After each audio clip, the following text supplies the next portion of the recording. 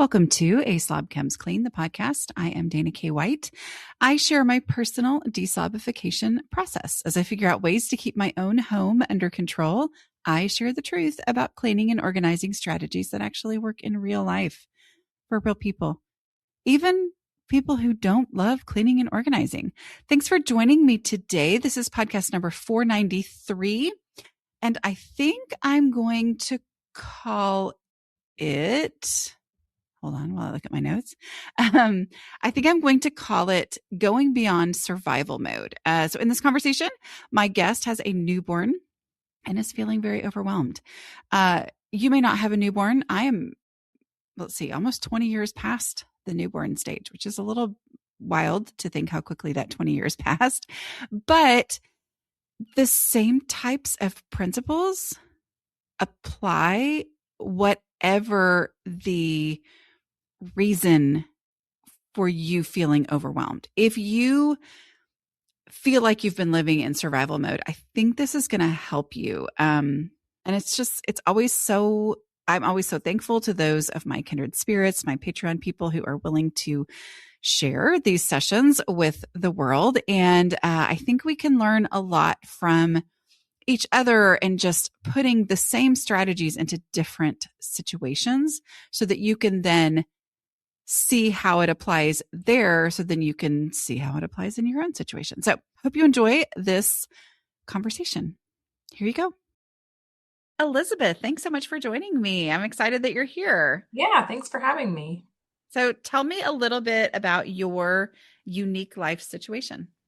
Yeah, I'm married with 3 kids. I have she'll turn 6 next month, and a 3-year-old and a 3-month-old. I stay home with them, but I also write books, picture books, and working on another one, long form book too. So, very excited. Those are neither one is released yet, but they will be very soon.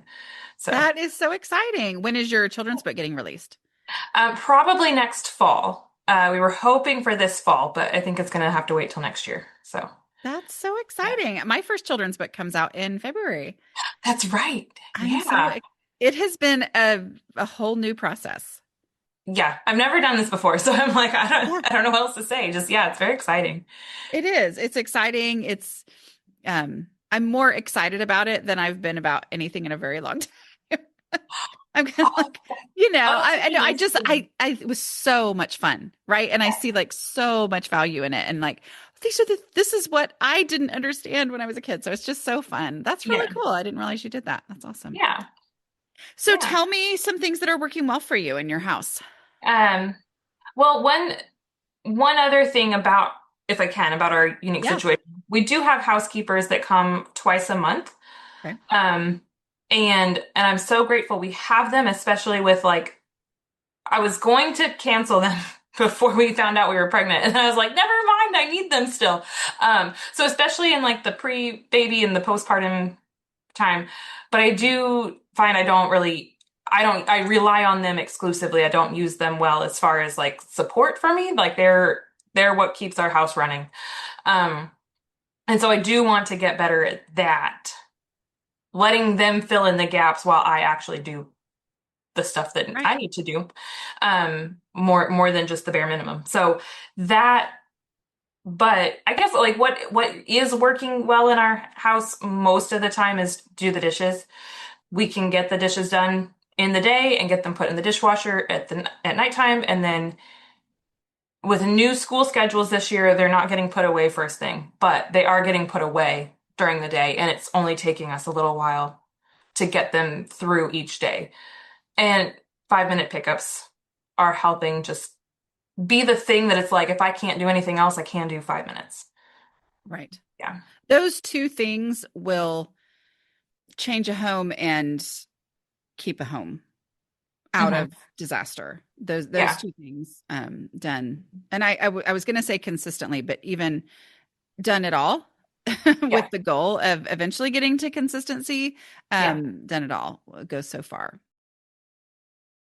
So let's talk about your housekeeper situation. So what is it that you don't feel like you're doing? So you're keeping dishes done, so they're not helping you catch up on dishes. The 5-minute pickups you're doing. So what is it like in that 2 days before they come?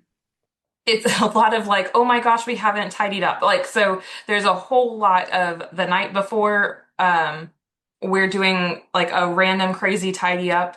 Mhm. And every once in a while, I will like, they'll text me to confirm like the day before, and every once in a while, I go ahead and just cancel, and I'm like, we have to do it next week because, and like I think last time like the kids didn't pick up the upstairs, and I was like, just don't clean the upstairs, like Right. because I was like, there's no way that we have time to pick it up so that they can actually do their job without me making it take them longer.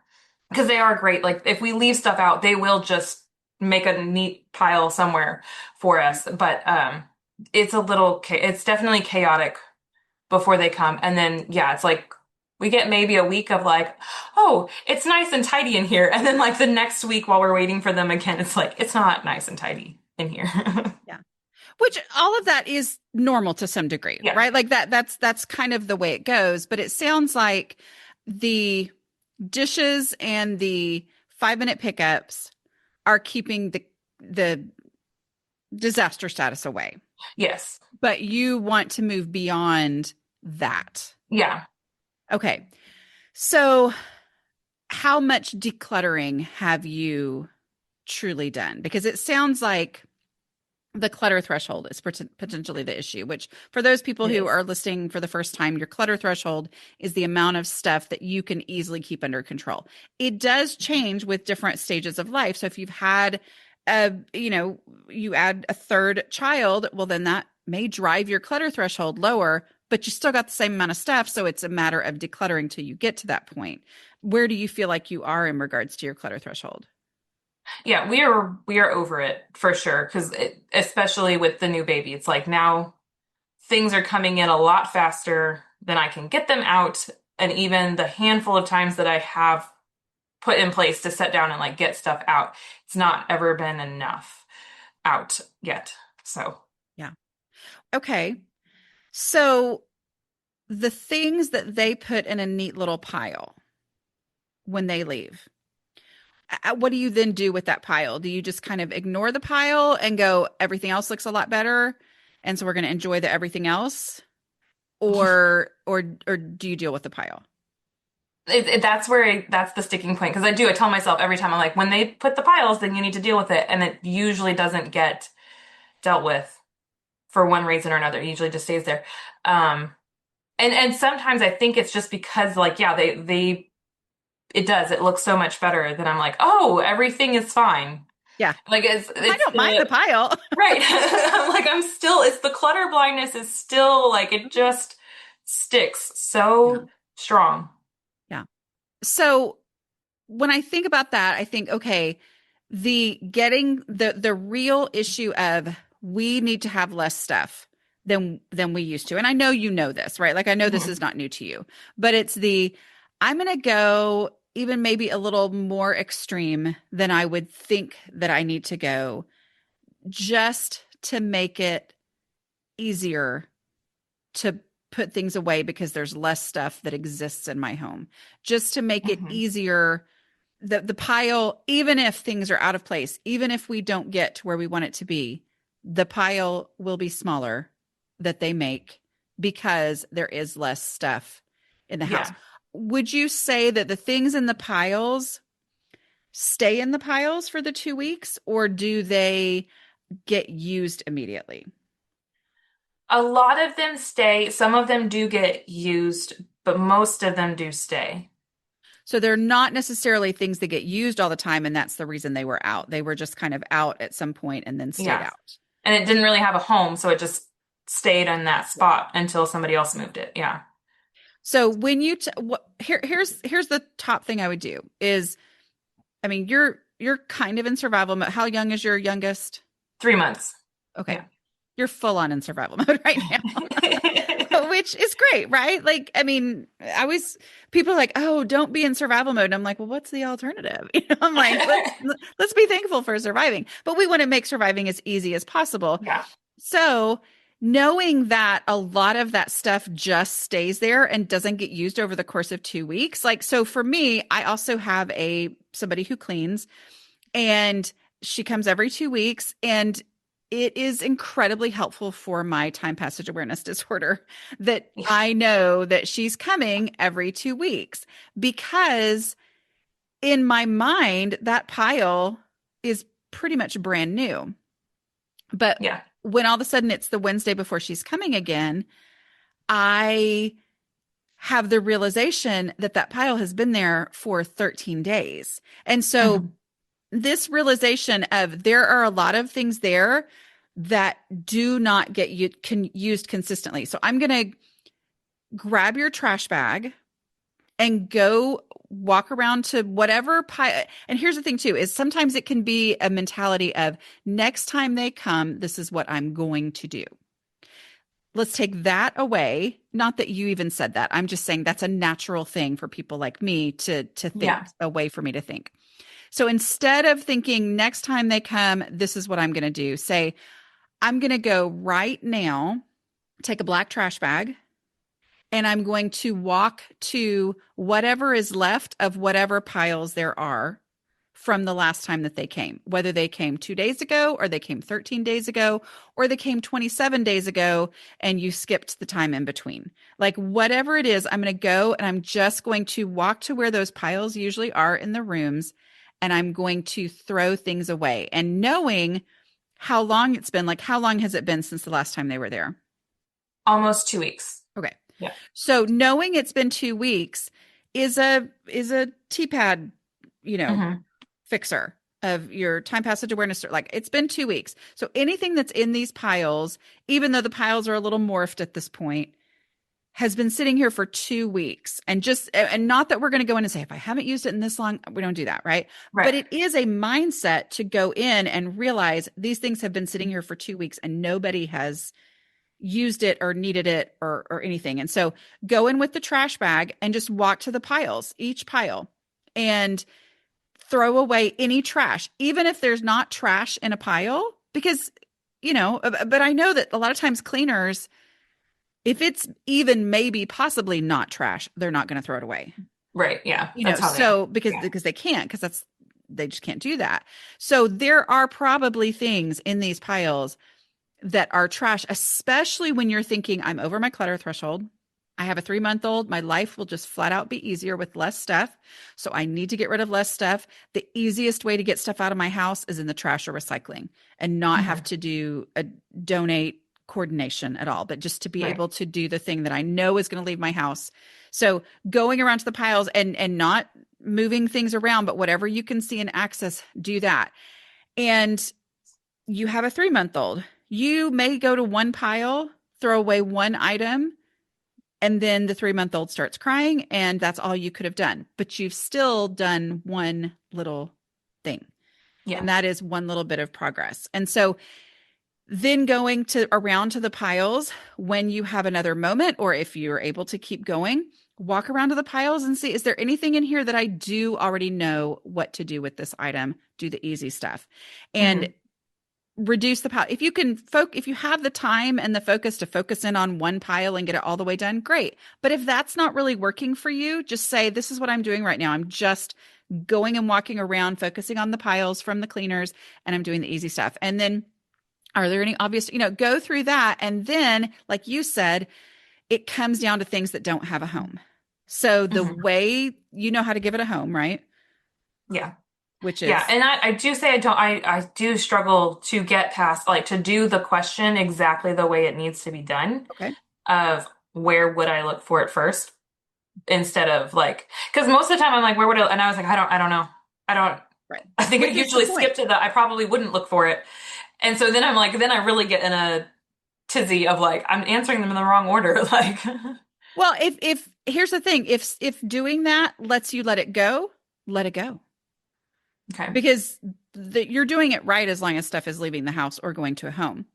If you're doing that and you're thinking, I don't know where I would look for it first, would I look for it? No, okay, but I can't get rid of it. Well, then that's why we have that question first. The reason I don't ask, would I know that I had it, or would I ever occur to me I already had one first, is that that would mean like me going, but maybe I would, but maybe, wait, what? I've already proven to myself that I wouldn't go looking for it because I didn't have an answer to the first one. So, but whatever lets you let go of things is great. So let's talk about that question. Like, are there any piles in the room that you're in that you could grab something and we could talk through it? Yes, this is my husband's office, so Okay. we don't let them. Something that you don't know where it goes. Yeah. This is my mother-in-law gave us this and we never used it, and she wanted to give it to her daughter who's having a baby next. So Okay. this one we just need to give back. Okay. So if your mother-in-law, does she come to your house? And she probably won't before this next baby is born. I think they're up visiting right now and we'll probably stay there. Okay. So is this something you're going to have to mail? Possibly. Okay. If the situation came up of it's time to mail it, she's here, she needs it, where would you look for it first? Picture yourself in that situation. So we're not asking where it would be.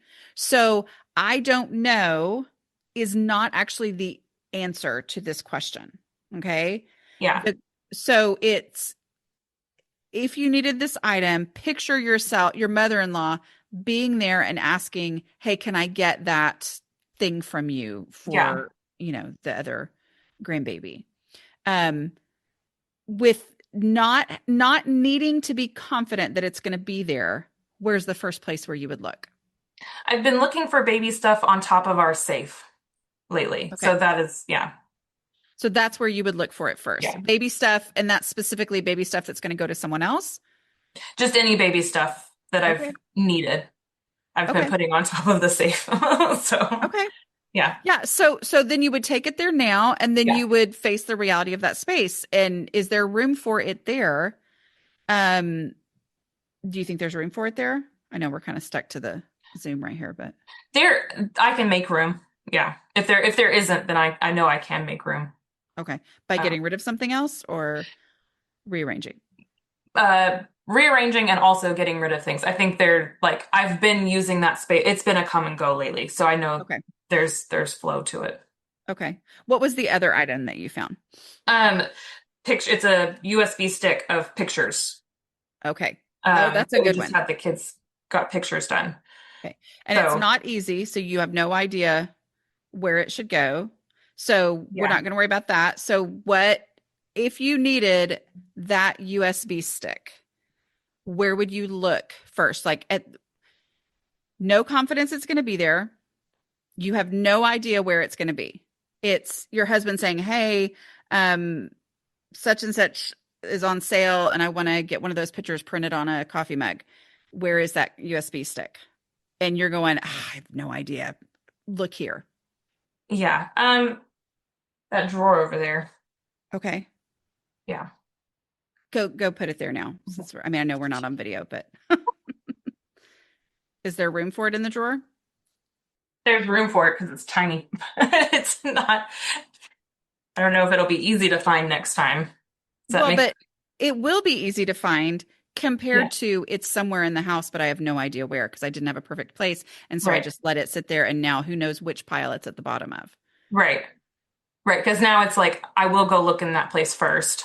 Hmm. And so I can, it'll be worth it to spend a little extra time looking Yeah. at that spot. Yeah. I mean, we're at this point in the process, we can't worry about perfection, right? Like it Right. just needs to be in an actual, real home.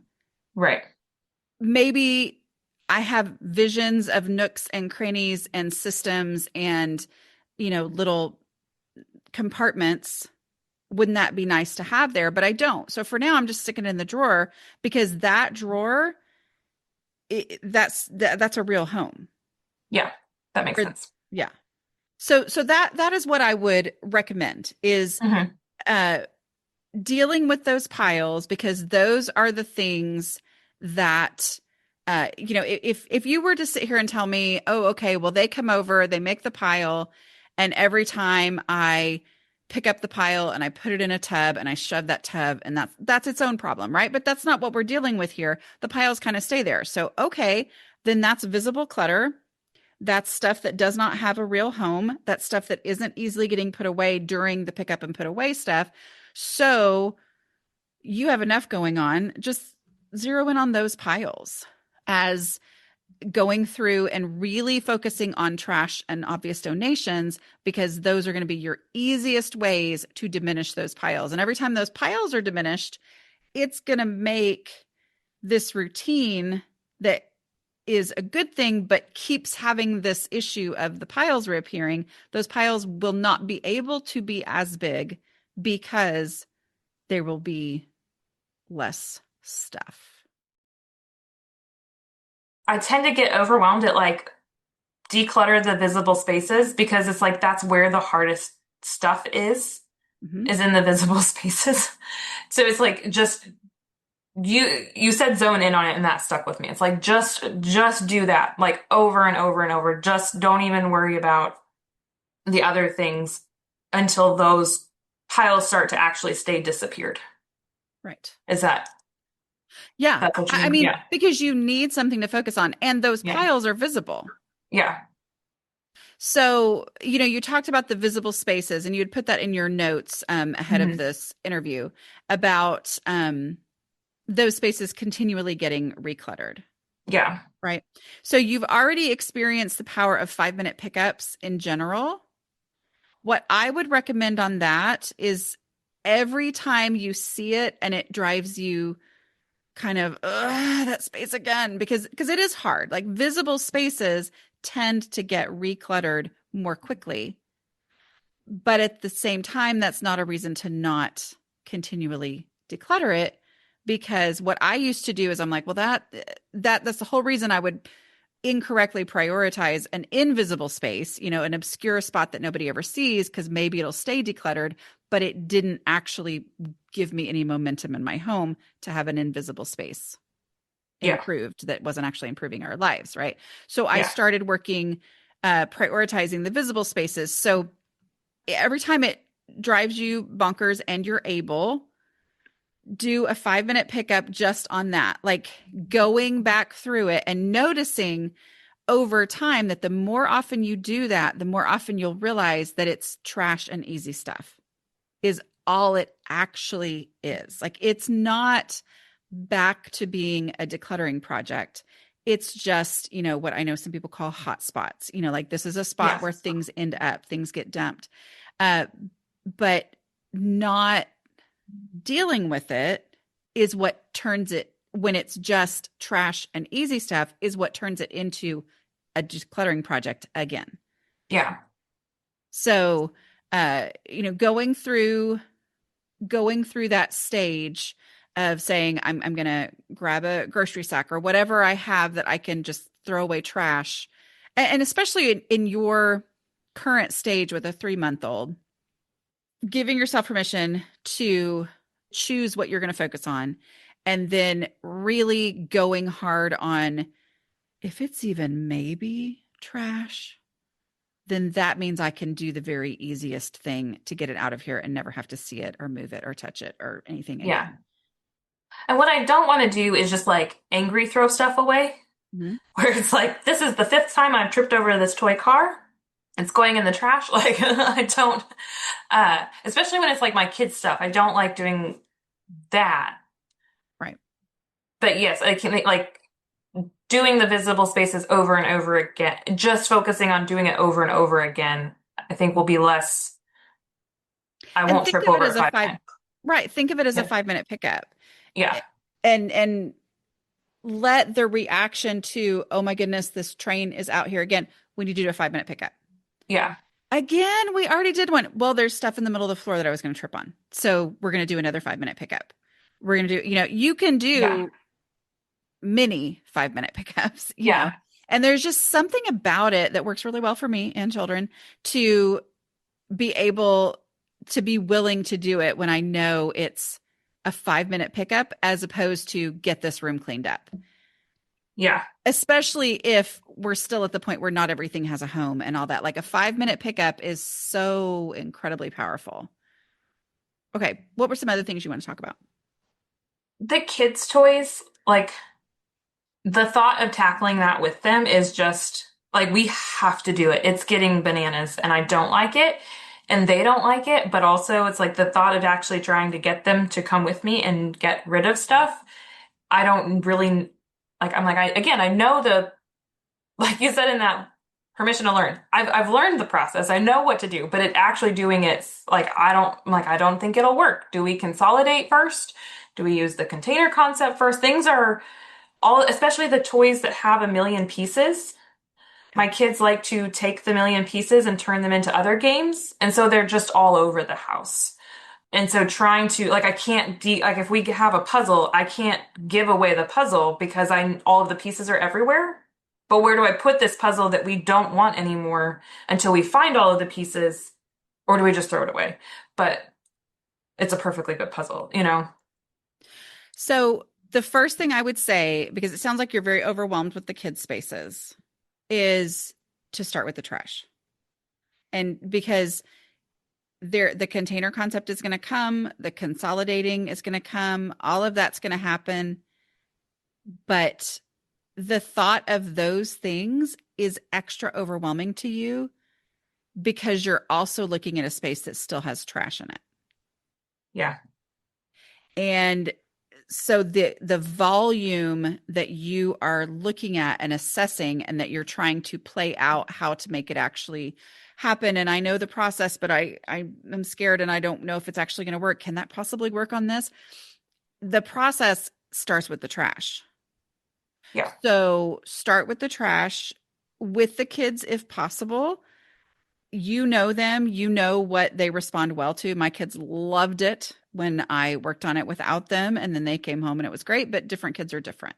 So but it's always helpful to just be like, hey, we're going to go in and we're going to just throw away trash. That's all we're doing today. I'm not even asking you to make decisions about these toys because, we're not going to analyze how many times I've tripped over this toy. That's not today's problem. Right. We're just going to throw away trash. And that's maybe all we do today. And maybe tomorrow, that's all we do again. But over and over and over in my own experience and from so many experience of the other kindred spirits and the people who send me emails, like when you go into your kid's room to do that, it's always shocking how much trash there is. Like, Yeah, especially with my crafty 6-year-old. Right. And Yeah. remember, it's their definition of trash to Right. start. That doesn't mean I can't say, hey, this is a food wrapper that shouldn't have been in here or whatever. And so, I'm saying this one's right. Of course I can say that. But like, as far as, oh no, I was going to use those cut up triangles of things that look like little bits and pieces to you. They look like trash to you. Okay, then we'll move on to the next thing. But like, just to build that trust and to build that momentum of we're going to throw things away because it can be so shocking how much trash there was and how much of an impact. And take those pictures, take the before picture, and then let's just throw away trash for 5 minutes, or let's throw away trash for until we don't see any more trash, and then take another picture and show them, look at the impact that we made just throwing away trash. And I think that takes some of that pressure off of this needing to know how it's all going to play out and what we're going to do and how we're going to deal with the things that I know we're going to have to deal with, because I know there's some toys in there that are really important to my mother-in-law, but my kids don't ever play with, and then blah, blah, blah. And we're going to get into all that. And, we're not going to even think about that stuff right now. But once the trash is gone and it looks visually better and you've already felt some success, then looking at this space is going to look completely different to you. It's going to be like, okay, all right. But even still, you're still not going to go on straight to the container concept. You're going to go to the easy stuff. Is there anything in here that we already know where it goes? Do we have a place for, their shoes? Okay, well, let's get the shoes and let's put those in the shoe place. And let's do I think what do we already know what to do? Are there, things that they found in the garage that they somehow decided to make this part of their creative play or whatever, and then those things ended up in here. Let's go ahead and get those things out. And then anything that's an obvious donation, which as a mom, it can feel like they will never be ready to actually just get rid of things, but you never know. And so you try it also with the momentum that they've gained from steps 1 and 2, they may be going, well, I like my room a lot better. Oh yeah, no, I can get rid of that. I can get rid of that. They're ready for that. And Yeah. then going into if I needed this item, where would I look for it first, and make it the slow process of actually taking it there now. The actual taking of it there now is going to speed up, right? That Like makes in the sense. Yeah. beginning, especially with kids, it can feel like, oh, this takes forever to do this. Takes Yeah. forever to, where would you look for this first? I would look for this first on, that thing of it. Okay, well, let's walk over there. Well, there's no room for it here. What are you willing to get rid of? All that stuff that you do, it is harder and takes more time at the beginning, but then over time when they realize, oh, I'm not going to be able to just take extra long until she gives up. Yeah. Because that's a very normal child tactic, right? Is that It they just needs love. are like, if I just kind of drag my feet a little bit, mom will get over this idea of decluttering and I can get back to not having to worry about this, right? I mean, Yeah. that's just human nature. And so the going ahead and taking the time and the ridiculous, what it feels like wasting of time to take it there now and get rid of something to make the space. Every time you do that, then they're like, oh, she really is going to do this. And then it starts to speed things up Yeah. down the line. And I mean, I can say all this, it's still not a fun process. It's still not, I mean, I was going to say it's still not enjoyable. It's one of those things like with your kids that you go through this and they are truly learning. Like we were talking before we got on and you just mentioned it, that you were just listening to the Permission to Learn podcast that Hmm. came out in November of Hmm. 2025. I don't know when this is going to come out, so who knows, but Right. that came out in November 2025. And you were listening to that and thinking about that whole, like, okay, permission to learn. I know the process, but I've got to actually put it into place to really truly learn it. Yeah. And doing this with your kids is them really learning this process. Yeah. And they have gotten really pretty good at doing the quick pick stuff up with us at like and my daughter especially loves like, oh, are we cleaning up because the house cleaners are coming? Like Yeah. she's like she loves to know that like when she comes home from school tomorrow, everything will be perfect. Um so then she's really gotten good at it. So we do a great job of just pick stuff up, and we have like big shelves for the toys. Just pick stuff up and put it on the shelf. It doesn't matter where it goes. And we have gotten good at the trash. And so that's super helpful to just be like, you know what? Let's just take some days to just do the trash. I don't think I'd let myself think of just doing one step and being okay with one step because it is so kind of chaotic. So yeah, we'll do one step for now and just do that over and over again for a few days. Yeah. And if they get through that one step, okay, well, let's move to the next step then. But Mhm. if all that mindset shift into knowing that if all I do is throw away trash, it is worth my time, Mhm. because trash going in the trash can or the recycling bin is done, Yeah. completely done. And it's that procrasticlutter that's like, oh, that's not worth my time because it's not going to be noble enough or finished enough or whatever. And in the meantime, it sits there, and it sitting there is the thing that's overwhelming you. Yeah. Okay. Yeah, it is. Which you have a lot going on. You have enough going on to, yeah, worry about that. So what's something else you want to talk about? Um, we talked about the visible Oh, spaces. wait. Let's go back to the puzzle pieces. Oh, yeah, please. Yeah. It's a very normal hang up. Here's what I would say. Uh, do you have a donate spot in your house? No, every time I try to make one, then I forget that it's there. And so then later I trip over something that I'm like, oh, we were supposed to donate that. Like, Okay. so, So where would you look if you realize that do you have donation pickups in your neighborhood? um, Do you get and the little that cards in comes the mail? occasionally, not like regular. And we Okay. have places we can easily donate to. Okay. It's just an errand. If Yeah. you if let's who was it you said something? AMVETS come AmVets. sometimes. I think they're Okay, so coming if next if week, you get a actually. card or a text or something from AmVets, where would you look first for a partially filled donate box? The garage.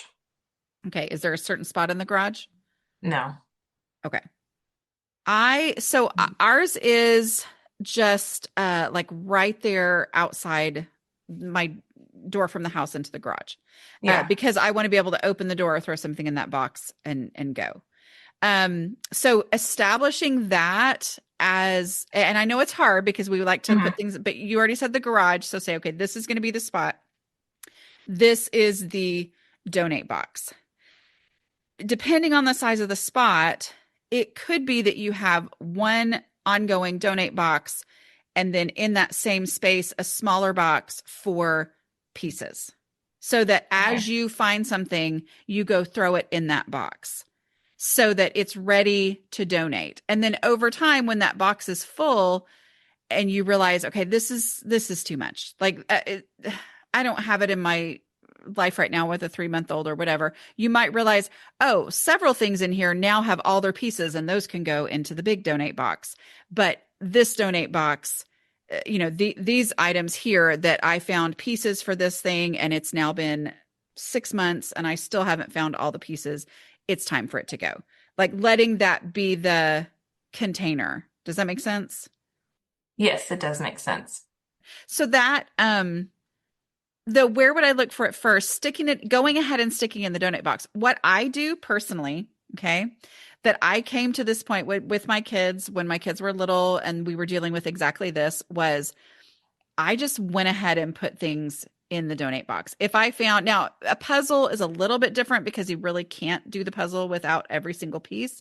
But like I remember some spaceship that had these little pieces on it that were supposed, and I was like, okay, right now this one has one on here and I'm pretty sure it's supposed to have 12.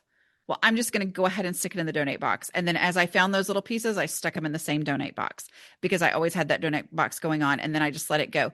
The puzzles, the issue is if you can have a place where you go ahead and you stick it where it is ready to go in the donate box and then other pieces are going to go in there, but also realizing it is not worth being over my clutter threshold to do this perfectly. Hmm. I do not like having to throw away a perfectly good puzzle, except that it's not a perfectly good puzzle because it doesn't have all of its pieces. Right. And getting it out of the house is going to get you under your clutter threshold. And you being under your clutter threshold is going to eliminate the frustration of there being pieces everywhere all over the house. Does Yes. that? So it's that I wish I could never throw away what would be a perfectly good puzzle. Yes. And yet my reality is that's what I need to do because I can't find all the pieces and I need these things out of my house because them being out of the house they don't weigh on your mind anymore. They don't have to be dealt with. They aren't able to shift from one place to another. Yes. And I think one thing that's hard is like we've done that before where it's like, yes, we've like, okay, we have this toy with 7,000 pieces. I know all 7,000 are in the house, but we only have 10. It's going to go away.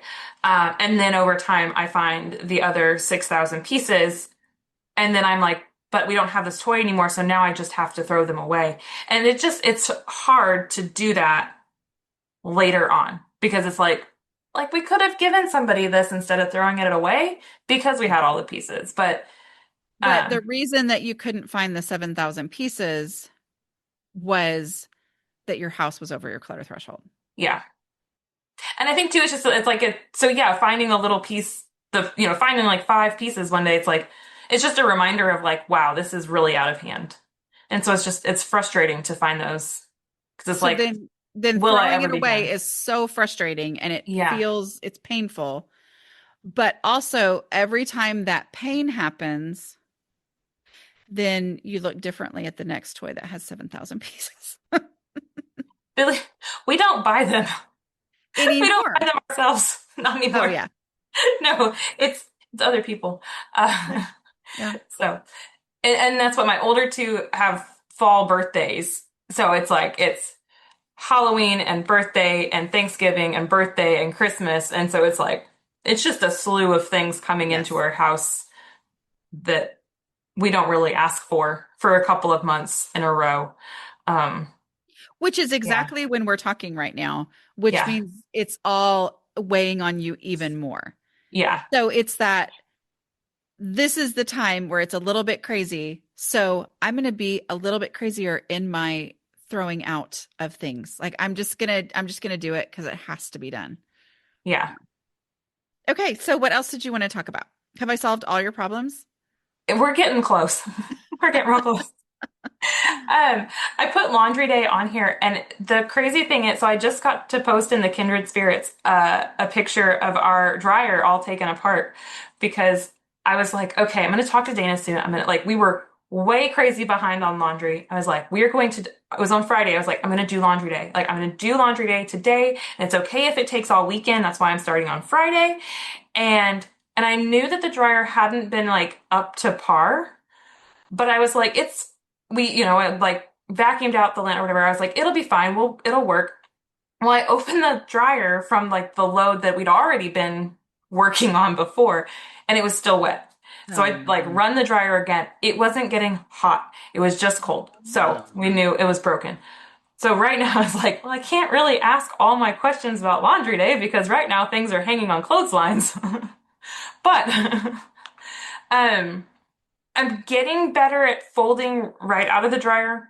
It is hard, like it got really, really hard while I was pregnant because just Yeah. standing in the laundry room was kind of impossible. So I'm getting better at folding right out of the dryer. And now it honestly being doing laundry day, like we've been working through it like since Friday. I'm like, I can only do one load. I don't have, I guess, the myth of like I can do two at once because I can have one in the washer and one in the dryer. I can only do one at a time, basically, is what I'm Oh, finding with okay. the clothesline. Because it's like I have to take it off the clothesline and I fill up my basket with the clothesline stuff. I can't take the stuff out of the washer and put it in the basket to take it to the clothesline until I get the dry stuff out of the basket. Okay. So that has been nice. Where I'm like, I don't know, maybe we should do that. Like maybe we should just stick to clothesline version of laundry day. I mean, I Um, know this sounds a little bit, but I hear what you're saying. You're like, oh, I know. That is the kind of things that I hear from people way more than I ever would have thought, which is things like my dishwasher broke. And so I was forced into the getting things completely done to do. And then I realized, oh, they're actually getting done now as opposed to before when and they're like, I think yeah, I'm going to not do it's all about the routine for sure. Go ahead. yeah. I'm sorry. I don't No, know. that's all. Because it's like, it's just totally, I didn't really have a consistent laundry routine. It was kind of like we did laundry when the piles got too full. Mhm. Like the kids have a laundry basket in the laundry room that they put all their clothes in. And it's like, once it's full, which it's a big basket. I should have gotten a smaller one. Then it's like, okay, now we do the laundry. But I just got to we were just shoving it. And so that's the hard thing of like, every time I think like, oh, maybe I'll do Monday or maybe I'll do like, I can't get a day to stick. Um, so I am in the mindset right now of like, probably just weekend. Like we just decide like weekend is easier to keep in my brain. And we're Well, still doing pee laundry for my toddler. yeah, Especially, so it's like I have a separate bucket for that. yeah. And I try to get through that every 2 days, but it's never enough for a whole washer load. So that like I'm usually doing laundry every 2 days Yeah. just to keep that up. And so it's like today I do the darks and 2 days later I do the lights and What I would say is because you did that on Friday, mhm, do it again on Friday. yeah, Say like, okay, I want to do this just to see what 1 week's worth of laundry is. yeah, Like that is my thing I'm learning this week. I'm learning what 1 week's worth of laundry is. yeah. Yeah. Okay. Okay. And that is my intention. So we'll see, like especially Especially, I had to take clothes off the doorway in the office here to come in to come talk to you. Oh, we had the same thing. And we went, I don't know, we went a while. It was in our last house without our dryer and stuff was hanging everywhere. Okay, so tell me, what do you love about being a kindred spirit? I like that when you post a silly picture of your dryer in pieces, people are like, somebody sent me a GIF of you go girl. And I was like, it's like, yes, like that's everybody understands what it's like to have a broken washing machine or a dryer. And they're And the just like, there you struggle. go. Yes. The struggle of, oh no, I was finally getting caught up and I was doing this and then this happens and blah blah blah. You know, it's just a community of people who are like, oh, we get how frustrating that is. Yes. Yeah. Love it. Yes. And I haven't gotten to do the work along sessions in a long time, but those are always nice. I usually end up just doing my dishes or meal prepping, one or the other, but it is so nice to just like listen to people talk while you get stuff done. So, Yes. Yeah. Those we had a retreat, back in October last month mhm. when we're talking. And it was so interesting how there were like three people there who passionately love the work alongs. And then everybody else was like, wait, what are you talking about? And so I'm like, it's been really like the people who are using them love the work along sessions that we Mhm. have every week. So yeah. Well, thank you so much for doing this. I really appreciate it. And um enjoy that baby. Like Thanks. She's just great. that's so She's really great. great. All right.